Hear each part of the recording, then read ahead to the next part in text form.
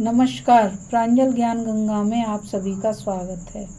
मैं गीता रावत आज आप लोगों के समक्ष श्रीमद् भगवद गीता के 9वें अध्याय के महात्म के साथ उपस्थित हुई हूँ। आप सभी को मैं ये बताना चाहूँगी कि पहले जो हमने श्रीमद् भगवद गीता का पाठ किया था उसमें हमने उनके अध्यायों को पढ़ा था, महात्मों को नहीं पढ़ा था। इसलिए अब हम उनके महात्मों का श्रवण तथा मनन करेंगे। कल हमने 8वें अध्याय का पाठ किया था जिसका कि नाम ब्रह्म अक्षर योग था। आज हम 9वें अध्याय का पाठ करेंगे जिसका कि नाम राज विद्या राजगुह योग है। तो चलिए राज विद्या राजगुह योग के अध्याय के महात्म का पाठ करते हैं, जो इस प्रकार है। बोलो श्री विष्णु भगवान की जय।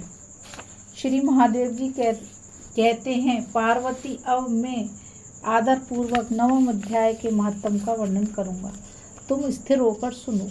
नर्मदा के तट पर माहिष्मती नाम की एक नगरी है।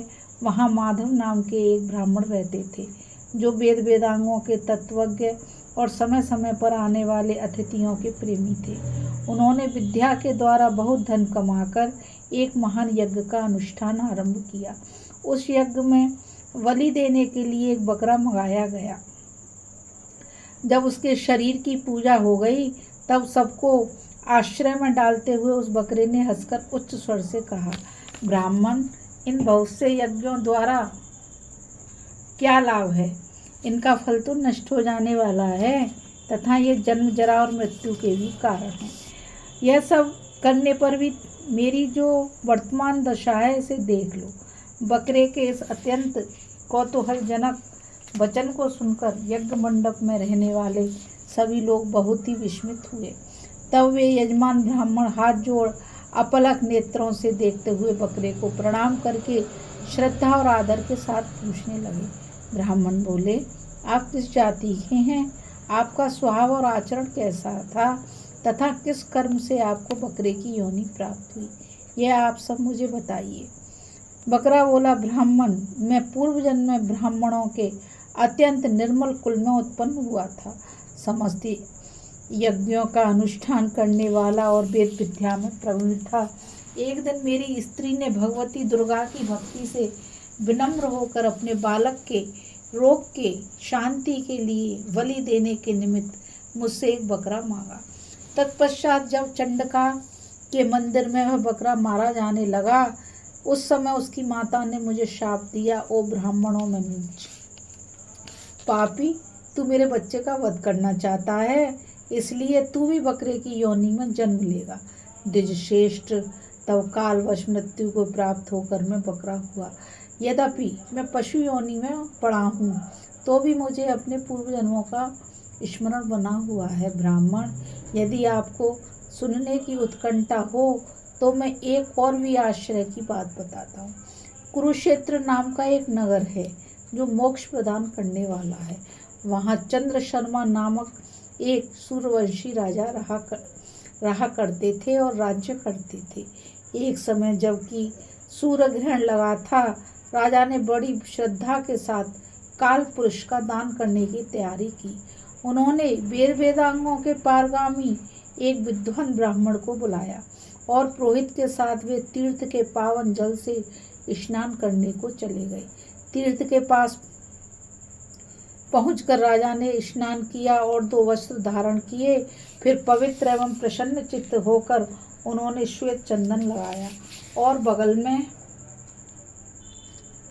खड़े हुए पुरोहित का हाथ पकड़कर तत्कालोचित मनुष्यों से घिरे हुए अपने स्थान पर लौट आए।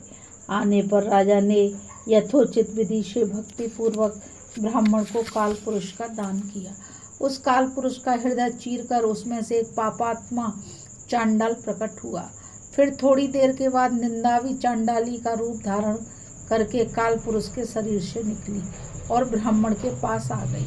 इस प्रकार चांडालों की वह जोड़ी आंखें लाल किए निकली और ब्राह्मण के शरीर में हठात प्रवेश करने लगी। ब्राह्मण मन ही मन गीता के 9वें अध्याय का जप करते थे और राजा चुपचाप यह सब कौतुक देखने लगे।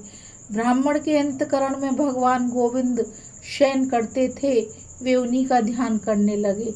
ब्राह्मण ने जब गीता के 9वें अध्याय का जप करते हुए अपने आश्रयभूत भगवान का ध्यान किया, उस समय गीता के अक्षरों से प्रकट हुए विष्णु दूतों द्वारा पीड़ित होकर वे दोनों चांडाल भाग चले।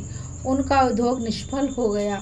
इस प्रकार इस घटना को प्रत्यक्ष देखकर राजा के नेत्र आश्चर्य से चकित हो उठे। उन्होंने ब्राह्मण से पूछा, विप्रवर, इस महाभयंकर आपत्ति को आपने कैसे पार किया? आप किस मंत्र का जप तथा किस देवता का स्मरण कर रहे थे? वह पुरुष तथा वह स्त्री कौन थे? वे दोनों कैसे उपस्थित हुए? फिर वे शांत कैसे हो गए? यह सब मुझे बतलाइए। ब्राह्मण ने कहा, राजन, चांडाल का रूप धारण करके भयंकर पाप ही प्रकट हुआ था तथा वह स्त्री निंदा की साक्षात मूर्ति थी।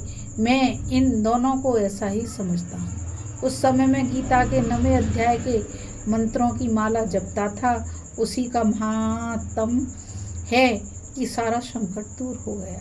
महीपते, मैं नित्य ही गीता के 9वें अध्याय का जप करता हूँ।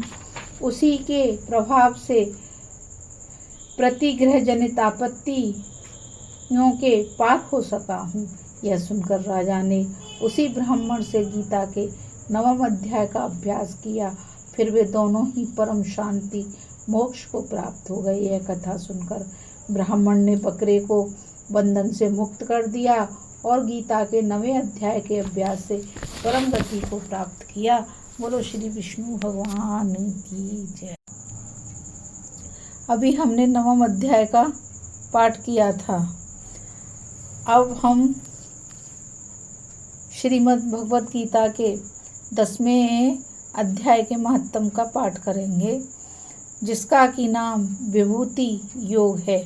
इस पाठ में हम जानेंगे कि इस पाठ को किस किस ने किया और इसके करने से क्या लाभ हैं।